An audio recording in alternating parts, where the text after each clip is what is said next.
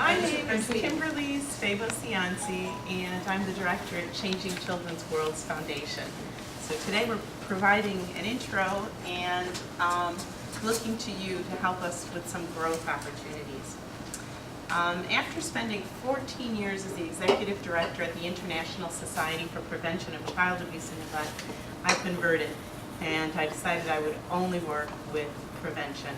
And so Changing Children's Worlds Foundation is a different approach. It's a universal, positive development and well-being approach for families and communities. Our mission is to provide programs to support families, parents, caregivers, children, youth, as well as communities, to ensure that every child and adolescent has a strong network of adult caregivers and professionals engaged in supporting their positive development within nonviolent families and peaceful communities. Our framework, and I promised Roger Bryce I will not go into detail on this. Our framework, the important pieces to note are, it's very global, right? We reach out not only to the parents and caregivers, children 0 to 12, 13, youth, professionals, community leaders, and we do that with public awareness building, community engagement, as well as programming, education and training, and engagement in social action. Really, our ultimate goal is social change, changing social norms for more peaceful families and communities. We reach out to full communities, in addition to families, to teachers, counselors, child care workers, nurses, psychologists, principals, community leaders who work with parents and children as well. The International Child Development Program is introduced to support parents, caregivers, and their children. It's a program that's actually been around since 1985. It was developed by psychologists in Europe, in Sweden, Norway, and England. And when we started the program, I had to do a presentation to their global team to explain why we needed this here in the United States. Why was this a program that was needed here? And so I had to do some research and some soul searching and some reflection, and I realized that we had every problem that any other country has. And so we wanted a program that could strengthen our families and our communities. We know that too many children and youth are growing up today without positive direction and guidance. And that's either because parents are unprepared, they haven't experienced empathy-based parenting and family relationships, or because parents are undergoing special circumstances. They're experiencing loss, situations of economic instability, substance abuse, divorce, relocation, special needs, incarceration, or are too busy maximizing the American dream to really devote to that positive support that our children need. So the outcome is that parents continue a cycle of adult-child interaction which does not support children's most positive development and well-being, and it often prevents them from achieving their healthy potentials in life. Research tells us that parents who have not had good parenting need help to parent well, even on the basics. So I'm sharing with you, and I'm not going to go through all of these slides, just some of the basics that parents need help understanding, and the different areas that our program helps. Helping them understand how to use empathy in their interaction, encouraging them to talk to other parents and get support. These are some of the basic things that our programs do. These are some of the materials. I'm a very visual person, but these are some of the materials. We help them understand what it looks like to show love, how there are different ways, how they can get comfortable showing love. And we talk about it. We talk about it within groups. Some of the other things that we do is help them, instead of being negative, the twos are, it's no, no, no to our children very often. What are some of the ways we help them become positive about themselves, feel good about themselves, and how do we support parents in order to model positive behavior to our children? Parents in our programs tell us, I didn't know that was how I should discipline my child. I didn't know how to love them when they were bad. I didn't understand what they were trying to tell me.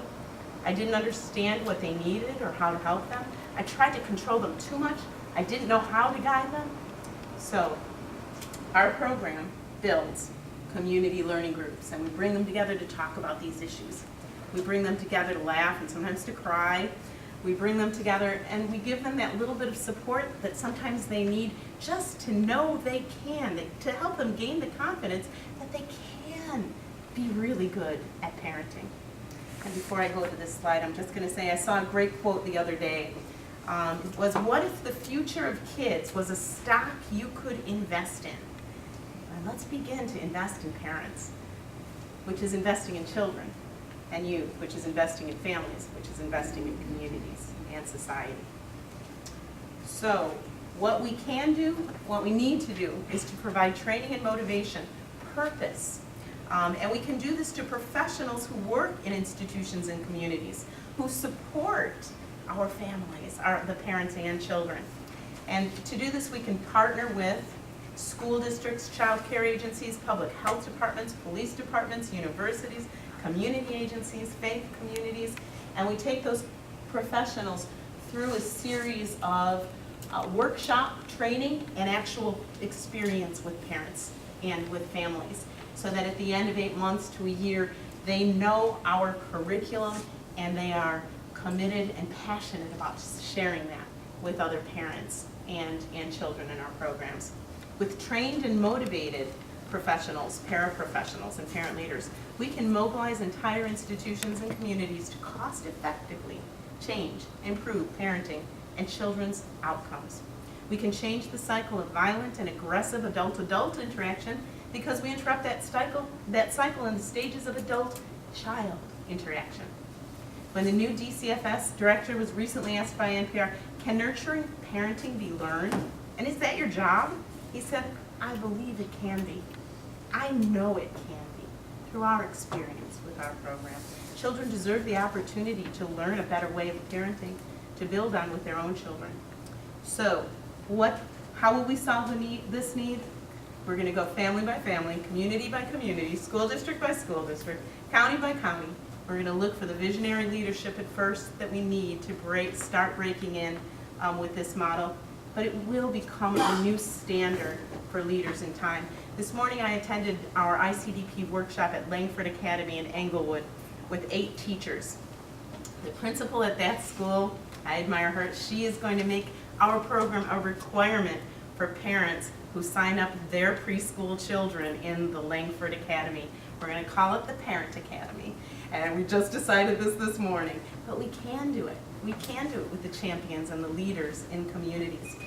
So we have a cost-effective response, and we can accomplish it by training resource people. The market value of our program, invaluable. We have 2 models. We deliver the program directly, or we train internal resource people to deliver it within their own communities. And by delivering positive and positive development and well-being to adults and children, we're going to increase the hope quotient. We have an evidence-based. The program is both evidence-informed and evidence-based.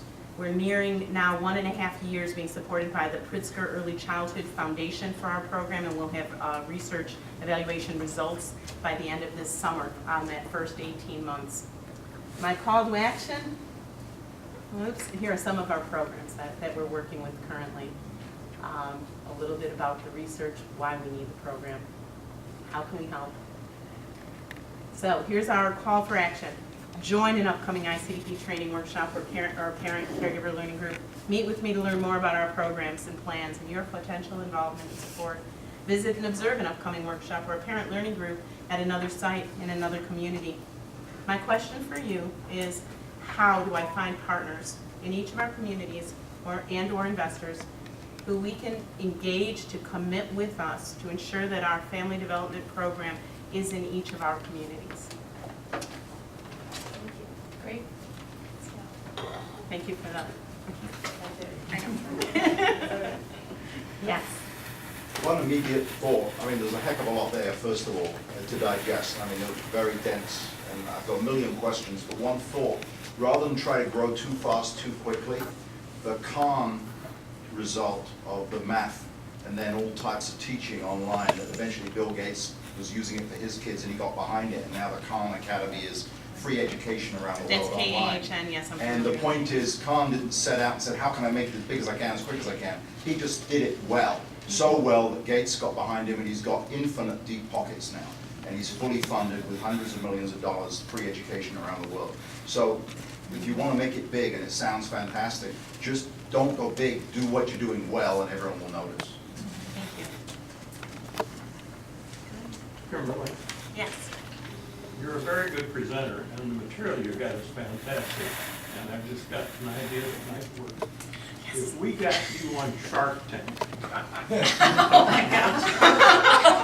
present this as a benefit to them, is that their life will be changed and their investment, because you've got $1 billion idea, and if you try to do it $10,000 at a time, we'll all be dead and in the grave, and we'll still be doing a few at a time.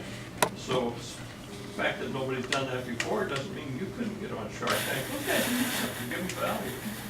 They all got money. You know, that's really interesting because I thought that it would be really a neat spin on Shark Tank to do, see, she's a not-for-profit, like Do-Over.me is a not-for-profit.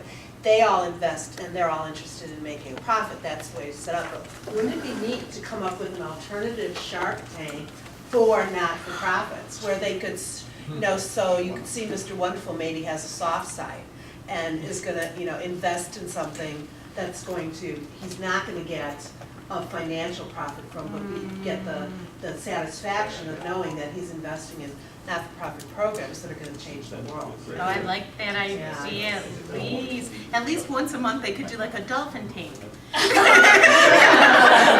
Right. Yeah, something like that. Some kind of variation I like for that. not-for-profit. Yes. Is this the presentation that you give to your potential clients? I have never given this one before. This was according to Mara's outline, so I did it yesterday. Oh, I did it just like me. Because just visually, and I think it was mentioned before, there's a lot of material there. It is Yeah. overwhelming to the point that I was having trouble not following you, but it just looks so huge. Mhm. I'm a big fan of white space, you know, and limiting the amount of words on a screen. People respond to pictures. You know, it's not just because I'm an architect, I think everybody does. Right, Yeah. well, what you're saying, I think, invokes way more emotion. You know what I mean? Like, what you say invokes way more emotion than, I'm trying to get through all the bullets, you know what I mean? So, that's something that I agree with Is as it, well. I mean, I have to divide my attention between what you're saying and what the pictures are, or not the pictures, the words are, because I'm trying to read it and I'm trying Right. to listen to it. and I'm I not reading added it in down. some examples of our curriculum, some of our educational materials, just because I wanted you to get a feel for what it looked like, but I was afraid that there was too much there, and Roger promised me he would tell me what I should take out. The other thing is differentiation. How does your program differentiate itself from other programs like Head Start or, you know, some of these, I don't even know them because that's not my field. But Right. I believe there are other organizations out there that do something similar. There are so many organizations who are doing different varied work, and I wasn't going to put that in there, but I was hoping someone would ask. I think what distinguishes us really is that we are an empathy-based program that doesn't focus, as many different programs focus on, you know, teaching parents to play or love and logic, or how to discipline, how to be your, you know, the social emotional coach, how to teach your children. Ours is, it's really the whole continuum. It's everything from helping a parent or a caregiver understand their role, see the child as a person, and have this emotional, empathy-based interaction. Then we cover social emotional learning, cognitive development, which is the parent as teacher, and regulation, which is self-control, So do as you have- well as discipline. So do you have one slide that says what your differentiating point is? No, I don't have one slide like that, no. Because then, I think that, I mean, I understand what I'm understanding your words, but as a layperson, I'm not really getting it. Because, it's like empathy, oh yeah, I understand what empathy is. But I think you're using it as a magic word that means there's like a clinical thing behind it as well. So again, differentiating yourself from the other programs that are out there, because there's really only so much money to go around.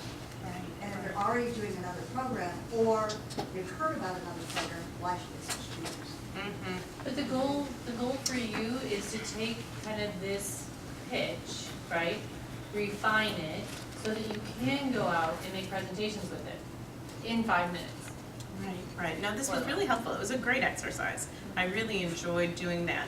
And what you're saying would take a long response, you know, because the program is, you know, how we distinguish from different programs and what our evidence shows that we do in terms of the change, you know, that we impact versus other programs would be, you know, a comprehensive But I discussion. think you have to think of your audience. So if you're presenting to Rotary, for example, Right. you'd have one presentation. If you're Yes. presenting Oh, to yes. a So group I of have- educators, you Right. would have So we another have presentation. different, yes, Presume that a professional would understand what you're talking about. yeah, The yeah, fact that I don't is not. It's fine. It's okay. You could be the Right. potential donor though. right. Right, but so you can maybe have a different presentation for them. Yeah, But- yes, I think that's. But fine. I think you need to go through those shorthand shiplets about, this is what we do, that a professional would understand. Mhm. But as I said, you would take a longer explanation for me. Right, right, right. I think Pat was in Well, there. Sorry. And did we introduce everybody? No, we forgot to do that while we were getting Okay. distracted on social media. But go ahead. Introduce yourself. If you haven't introduced yourself to the crowd and you're gonna speak and say your name. My name is Pat Engel, I live in Geneva, and I'm on the board of directors of Kimberly. I invited a couple of our board members to come here. But I frankly haven't heard the pitch before, and I had two thoughts, and one was very much in line with what you were saying. I think the pitch has to be specific to the audience. And if you're talking to potential donors who might not even be parents any longer, they're out of the parenting mode, that would be more of an emotional pitch, the professional, and then I was thinking about talking to potential clients who would be taking the program. And what I keep coming back to, and I have for a long time with this, it makes it sound like if you're going into this program, you're a bad parent. Your parenting skills need to be amped up here. And I think that could be, there's a pushback from, as a young parent, thinking, am I admitting that I'm not good at this? And of course, none of us are great. This is I mean, not the that's- presentation we give to parents. I know. Yeah. But if you hear it even as maybe at the Rotary Club, and you're thinking, well, I'd really like to have my kids go to this, they're gonna be parents, but maybe I'm gonna come off as Yeah, though this was they need specifically help. donors. This was what I put together for donors. That's what we had talked about. This was the growth for specifically But she has a for good point donors. though. She's saying, what if a donor, someone in your audience, could be refer clients? Mhm. So you always have to be conscious of all audiences. I mean, you can target it to one, but I think you have to be conscious. Right? Mhm. I think Jake was next. And introduce yourself. I'm Jake Wyatt, and I'm on the board of directors with Ken. I'm also a retired military colonel, and I joined the board about 2 years ago. And one of the reasons, and I've gone through the facilitator program, and this is just more than empathy for children. The program actually deals with how to get parents to reconnect with themselves, to understand their relationship and how it relates to the child. And their reaction to that child is a direct result of how the child reacts to the parent. And so the military, the VFW and the American Legion in St. Charles, we provided donations to develop a military tailored program for this. Specifically for those veterans coming back, the spouses coming back from the war zone. But as we've gone through this, and I've gone through a couple of classes myself now with Kim and the group, I realize it's not only just military people deployed, but it could be any spouse who is away from home 5 days a week, or gone for months at a time, then comes back. How do you infuse that spouse back into the family without them being a dictatorial type environment? But not only with your other spouse, but how do you integrate back to the children? and have been deployed many times throughout the world, I was able to work with Kim to say, we have a need here. We have a need, and it's not only, and just recently I told her, I said, you know, this program is just not just what we did for the military side, it's not just for the military, but it's for the entire community throughout. Thank you, Jane, yes. Actually, going off that, that makes a lot of sense, exactly what you were saying too, because that gives me, like, that I'm unrelated and don't know a lot about it, a completely new perspective. So this whole time, I'm picturing the most extreme, you know, almost like on the verge of abuse. Court ordered. Court ordered, you know, so I'm sitting here thinking, how can you get funding from the government, like, if this is a need, you know, but I'm not even thinking about just haven't seen your kid for a couple months, you know what I mean? So it's like, So there are the difference. So Yeah. for donors, mostly what we're looking for is the harder cases. You know, we're looking for the Englewood and the places where there's no funding and there's very little positive parenting experience. That's really what I did focus this on. But the program, as Jacob had said, it's for everybody. I mean, Yeah. we've done it in Geneva, we've done it in St. Charles, and included every parent, any parent. Tri-City Family Services, the mental health agency, is actually a partner of ours. We've trained 3 of their people to do this outreach because it's psychosocial. It's, again, universal prevention. Before people actually are suffering from, you know, the stigma of what's going on, or the, you know, the problems that can drive mental illness to get worse. This is an opportunity to build community around them, give them a little bit more confidence, give them some skills, give them some tools, and support them. And that goes for all parents. And you know, with the special circumstances, I mean, we're talking about everything from teen parents to parents where there's divorce taking place, to parents who are incarcerated. There are so many parents, you know, parents with kids with special needs that we could bring together and make them, and help strengthen the community around them so that they don't feel isolated. They feel supported. Yes. Okay, I'm gonna look at it from a business perspective as opposed to a nonprofit perspective. Okay. There's no difference. There is no difference. Okay, then I'm dead on target. You just described that your market is the world, the universe. And you were just saying that you want to know how you can encroach upon this market. I think you need to narrow, say that, yes, anybody, it could benefit from this, but in order to expand our program now, we are going to focus on military families, or we are going to focus on Aurora Family Counseling Services, you know, the Tri-City Family Counseling Services, that sort of group. We're going to focus only on a sector of the market, because if we are too broad, you know, it's kind of like the shotgun versus the rifle. You want to make sure that you, maybe not the best example for this, but you need to focus, otherwise, you know, you're not gonna hit anybody. And where we are, if I go back to the slide, that where we are is we're working more with lower socioeconomic communities has really been, that's the Pritzker Early Education Foundation grant that we got that really started us off. It was working in Englewood, Humboldt Park, Rogers Park. I mean, so those were the communities, and also through schools and military. I mean, those are the areas that we have really focused on. Well, dig deep as opposed to broad.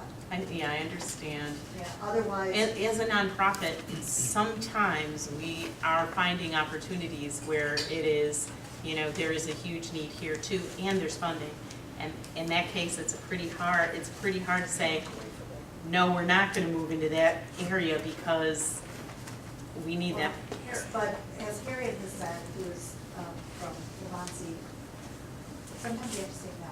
I understand. Sometimes you need to say, you know what, if I service this group, Yeah, then I can't service these people that I've said I wanted to. I do understand. And if we have Let's the keep funding going. to continue doing this group, then we have the luxury sometimes of saying that. Let's keep going, so Ernie and Steven, you guys said. You know, a whole bunch of my questions have been answered. The one I'm thinking now is, can you go cross cultures? Can you work in a Hispanic neighborhood? Absolutely. Would you please send those materials around? I actually have a Oh, binder whoops. there and materials I forgot. But Our program is right now, it's offered in Spanish and English, and about half of our programs right now are being done in Spanish-speaking communities. I learned about the program when I was a consultant for the Canadian International Development Agency. I was doing a project in Colombia, and UNICEF in Colombia introduced the project to me. So we have all the materials in Spanish. We converted a lot of it actually to English, but it's in both languages. It's cross-culture. It's been introduced to 40 countries around the world. And because it's distilled down to these 8 simple guidelines, it can be adapted in every country for the family and community needs. It is remarkable. I did not write this program. I was clear, right? This is a 30-year-old program that World Health Organization, UNICEF, have contributed to its development over these past 30 years. Okay, Stephen, you had a question? So I'm not sure if this is quite right, but I can't, we've been talking about it as being very reactive and sort of responsive program, but I can't help but think of it as very proactive. And so, everybody who has a newborn has to go through, or even before, prenatal, you take classes, right? So we have to go through this process because we don't know anything about that. Do we have to? We're supposed to. Well, which process? Which process are we supposed to? Because sometimes it's as, just going through the childbirth classes. I mean, there's Right, sometimes not much more than that. Right, and that's my point, Yeah. that there's often not much more than that, but the real tough work is really after that, Right. right? And so we put our kid in the kindergarten and there's, so my wife is a dean at a high school, and the issues that she deals with every day are absolutely stunning, to be remarkable, and the amount of education that some of the parents of these children need is amazing. So one of my questions was, do you handle programs for, parents of older children, not just younger, because I was getting a vibe of younger. I believe we're very proactive in terms of introducing this program as far as we can, and as a preventative, as a Right. universal public health preventative approach rather than, and that's how it was actually first developed in Norway. It is a preventative. It's universal. Any parent can go through their maternal health or the education department. They can access this program, any parent, but we've only been here for 4 years. So the target audience right now is parents of children who are 0 to 8, 0 to 12, it's applicable, and it applies. This program has been done in other countries for caregivers of psychiatric patients in psychiatric institutions. It's been done with parents of children with special needs. It's been done peer-to-peer, youth to youth. But we at Changing Children's World, right now we're really focusing more on kids 0 to 12, parents of kids 0 to 12. We actually have another program, our youth development program, for youth 13 to 24. And I'm not presenting on that today, but I may in the future. So it seems to me that child psychologists and therapists are a key market, but also places, daycare and childcare facilities like Kitty Academy and Montessori and so forth. And The Pritzker Foundation, actually, it is a focused grant that is for early education professionals. Yeah, and I would think there'd be a bunch of them that would be really interested in offering. Yeah. Yes, absolutely. There's so many, and I think that parent and professional partnership, having that consistent, positive child rearing is important. I'm sorry, did you say? Are you a 501c3? Yes. How come it's not on any of them? It's not? I don't see it anywhere, unless I'm missing it. It's not, it should be on the brochure. If it's not on the brochure, I'm not you're missing right, it should be. Yes.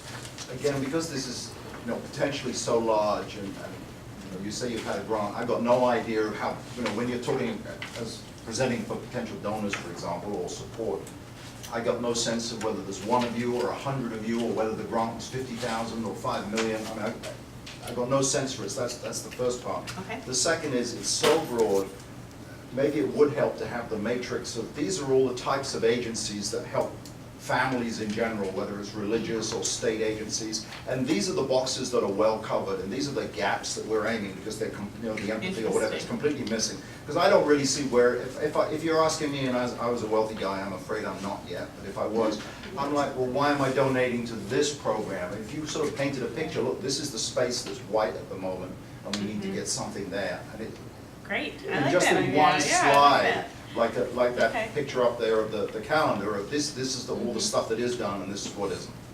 Okay, I like So that. one more question. But can I answer his first one? Yes, but So it's a worldwide program. It started in Norway, so globally they're in 40, right now they're permanently in about 30 countries around the world. Here in the US, I brought it here in 2011. We just started adapting the materials for the US. So we've been training now since the end of since 2012. So end of 2013, 2014, that's really our first significant programs with the support of the Pritzker Early Education Foundation. So it's really about not even 2 years into us really doing the programs, and already we've got significant, results consistent with the international program. So we have one more question, but of course, nobody has to leave. So you can ask as many questions as you want one-on-one. Who's the last? Sean, do you want to go? Yep, Sean. Sean, you have a question? Yeah, Sean, with Public Relations. What the Colonel said had me thinking that what would have grabbed my attention and answered the question about differentiation would have been to say something such as there's no training at all for this job as a parent as opposed to every other job. And the root cause of almost every issue that you see is the empathy that you do. That would have been captured in the job was, but Yes, you're right, and that's the point that you made as well, is sometimes we say, our book is the parent manual that everyone needs, but you're right, so I need to put that in here, okay. Good. The emotional beginning. Yeah. Okay, well, yay.